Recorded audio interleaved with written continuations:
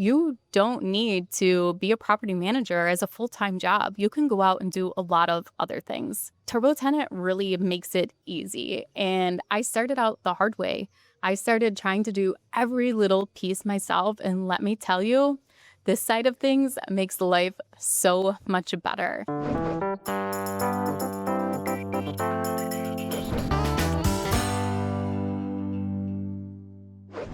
Welcome to Be A Better Landlord. My name is Ashley Kerr, and as you may notice, my background looks a little bit different today.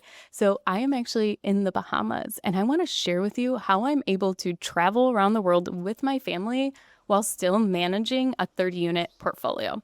Here's a little background. When I first started managing, I got my first property, I self-managed. I did everything. I was even doing some of the maintenance requests, and it got to be a lot. I had no systems and processes. I was using QuickBooks, and that was basically the only kind of system I had, was doing the bookkeeping and collecting rent. I was still getting checks mailed to me. Sometimes I was having to go pick them up, and it was just a lot. And I felt really, really busy, but I wasn't actively achieving more, or I wasn't getting to live the life that I wanted. I basically had another full-time job. So that's when I decided to turn everything over to a property management company. And I thought my problems would be solved and I could live carefree. But actually, I didn't realize I still needed to be an asset manager. And as an asset manager, I still had a lot of oversight to do. Nobody's going to care about your properties as much as you do. I still had to quote out the insurance. I still had so many tasks. I had so many emails to respond to the property management company to of questions they had or, approvals they needed. So after 3 years of doing that, I decided, you know what, I'm going to try self-managing again, but I'm going to do it different. I'm going to put systems and processes in place to make sure that I have very little work to do and I can automate as much as possible. At first, I started using 2 VAs. So I had 2 VAs helping me, and that went really, really great, but actually was kind of cutting into my bottom line. Like 30 units are not a ton of properties. It's not a huge portfolio. And I had one of the VAs doing all of the messaging and accepting phone calls and things like that. And I had to employ her 40 hours a week to be able to take care of that. And guess what? Sometimes she would be busy. Sometimes she would be not. Sometimes one tenant would call in for the week. And yes, I gave her other things to do and stuff like that.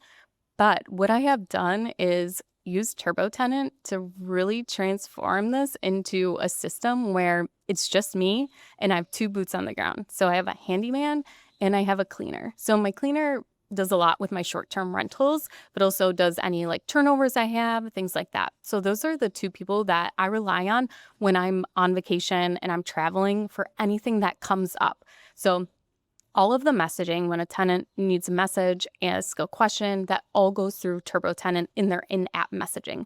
So I'm not getting calls or texts to my personal cell phone. It's all in the app. It's all tracked by who they are, what they're messaging, all in one place, so I can always go back and reference something.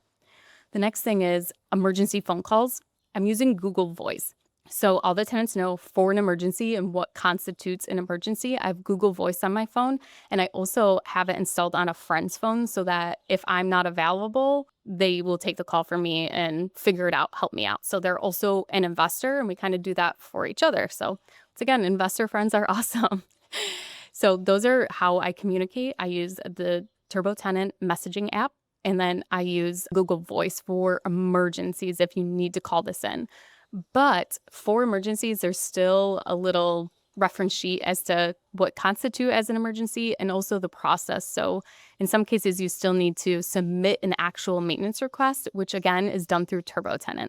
And TurboTenant released maintenance AI. So basically when a tenant messages in what their request is, what they need, I've gotten requests that says faucet leak. That's it. That's literally all it says. And here I'm wondering, okay, which faucet? Is it like gushing water? Is it trickling? And that becomes time consuming. Asking for photos, asking for more information. Like, do I need to get a plumber out there? Can I get just my handyman out there? Is it a simple fix? So that's where the maintenance AI comes in, where the AI will actually ask all of these questions for me and then send me the complete maintenance request where I am not having to follow up. I'm not having to do anything. I get the complete request and then I can decide from there which vendor I'm actually going to forward it to. So you think of like a service writer when you go to a dealership that's taking all your information. That's kind of what this maintenance AI is. It's a customer service person that is taking all the information to gather what work actually needs to be done on your property. Now, I mentioned a couple expectations of, what constitutes an emergency and how to message me.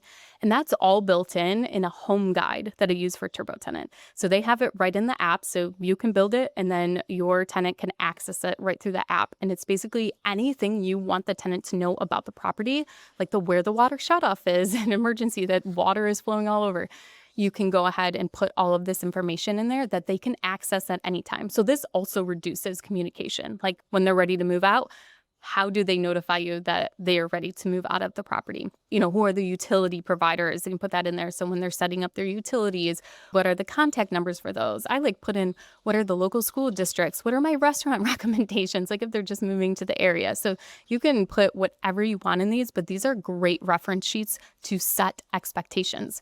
So I'm not available 24/7 to my tenants. I used to carry around 2 phones. I had my personal cell phone and then I had a work phone where tenants could reach me any time of day. And that just got too much for me, too much. And maybe that will work for you, but I want to be able to enjoy time with my kids and hanging out in the Bahamas without having to stress that someone's trying to contact me. So there are expectations of when I will get back to them and when I'm available.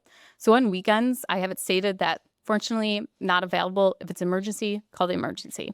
If you have a maintenance request, you can 24/7 submit a maintenance request through the portal. Okay, but any other type of messaging, I'll get back to you within 24 hours.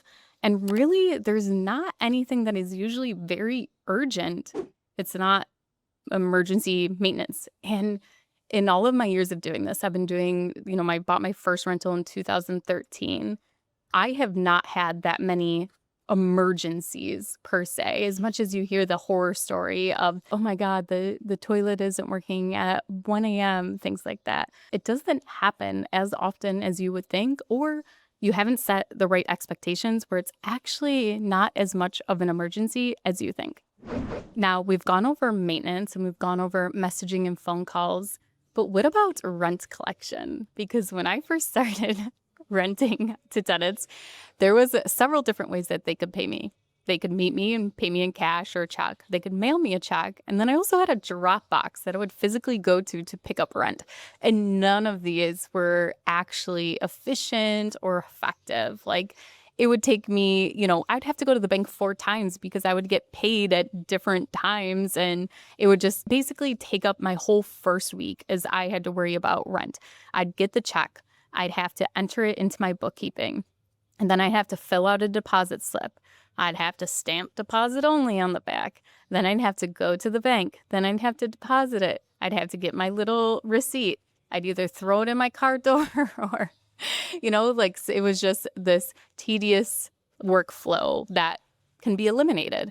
And so now all my tenants are expected to pay through TurboTenant. I have in New York State, so you have to be very careful of your law. You usually can't dictate one specific way for a tenant to pay rent. So I do have 4 people that all 4 are inherited tenants that have lived at their properties for 10 plus years, the units that they're in, and they're all from one building, the 6 unit I have, 4 of them that have still lived there since I purchased it. They do mail checks in. One recently asked about signing up for the portal and paying rent online. So hopefully I'm down to 3 now. But of those 4, they do mail in their checks. But everybody else pays their rent online. When a tenant pays through their portal on TurboTenant, it actually eliminates a lot of that old process I have to do. So when they pay, it automatically shows that it's that tenant that paid, and the rent is then deposited into my bank account. So it takes away any of the work, and I just get little notifications on my phone. You can set it up as emails or push a notification on your phone that so-and-so paid rent.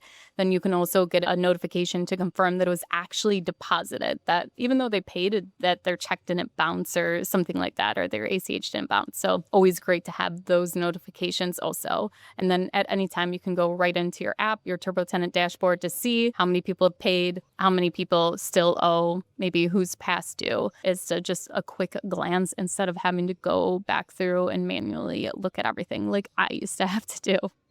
Now, the last thing I want to touch on is leasing and the leasing process. So I actually had a tenant message me, and it's been a really long time, probably like over a year since I've had a tenant move out, which very fortunate to have.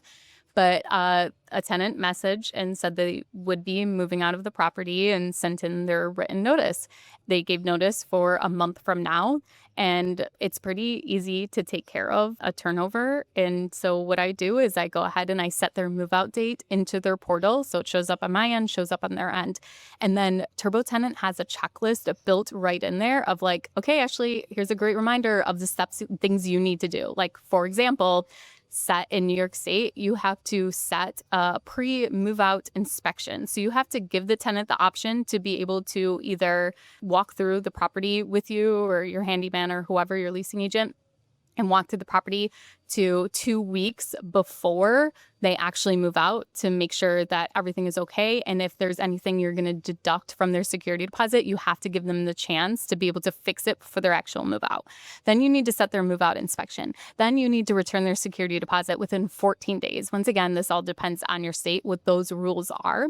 But if you go to turbotenant.com, you can actually search on there and it will tell you different rules and regulations for your leases of what you can do. They also have the lease auditor, AI. If you put your lease agreement in there, it will tell you if you are actually compliant with what some of your state laws and regulations are. So I recommend going to turbotenant.com and just checking that out. And we'll also link those links below for you guys too. So if you're unclear as to what those rules are in your state, as a landlord, you should be knowledgeable about it, but it's super easy with TurboTenant. So all I did was go through and start that checklist, start that process of I've got to move out. And then it's getting the property ready to list. So I need to go through and make sure everything is up to date, that nothing has changed for what the listing will actually be. I'll probably go in and get new photos or have someone do the photos for me. And then also we'll get the property listing live and set up some showings for the property, which also becomes super easy. All of this I could still do from the Bahamas is actually set up showings. So I can set up times that I'm available or whoever's showing the apartment for me, the leasing agent, when they are available, and I put the listing live and people can go ahead and select a time slot of when it's good for them and they can go ahead and book the showing. And then I get an email that somebody has confirmed and we have a showing now at that time at that property. So TurboTenant really makes it easy. And I started out the hard way. I started trying to do every little piece myself. And let me tell you, this side of things makes life so much better. You have more time to pursue your passions, to pursue things that you love. And maybe that's actually another whole additional business. What I've really learned is with TurboTenant and other AI and other tools and software is that you don't need to be a property manager as a full-time job. You can go out and do a lot of other things. My name is Ashley Kerr, and thank you so much for joining me in the Bahamas. This has been Be a Better Landlord, and I'll see you guys next time.